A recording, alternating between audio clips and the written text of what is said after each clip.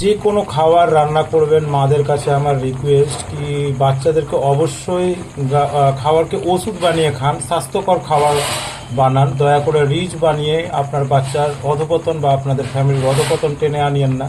জিহ্বার স্বাদের জন্য কতটাই যে আমাদের ইন্টারনাল গড়বড় হয়, যেরকম তৈরি করবেন আপনার ফ্যামিলিকে সেরকম আপনার ফ্যামিলি আপনার বাচ্চা সেরকমই তৈরি হবে, সেরকমই খাবে। আপনার বাচ্চাকে যদি কুরকুরে খাওয়ান, রিচ খাবার খাওয়ান তো রিচ খাবারই খাবে। আর যদি আপনারা বয়েল খাবার খাওয়ান তো বয়েল খাবার খেয়ে হাড্ডা গাড্ডা সুস্বাস্থ্য এবং আপনাদের আধা টাকা ডাক্তারে বেঁচে যাবেন। এবং স্বাস্থ্যই সম্পদ। স্বাস্থ্যকে ঠিক রাখার জন্য রান্নাটা ঠিক করুন। রাঁধুনি যদি ঠিক থাকে সেই ফ্যামিলি একদম ঠিক থাকে, সেই টাকা পয়সাও সেফ থাকে। অ্যাকচুয়ালি মহিলাদেরকে মা লক্ষ্মীও বলা হয়, অলক্ষ্মীও বলা হয়। তো যারাই রিচ টিচ খাবার খেয়ে অসুখকে টেনে আনে, অসুস্থ বানিয়ে দেয়, তাদেরকে অলক্ষ্মী বলা হয়। আর যারাই সুস্বাস্থ্যকর রান্না করে ফ্যামিলিকে ভালো রাখে, সবারই সুস্বাস্থ্য কামনা করে, তারা আসলে মা লক্ষ্মী।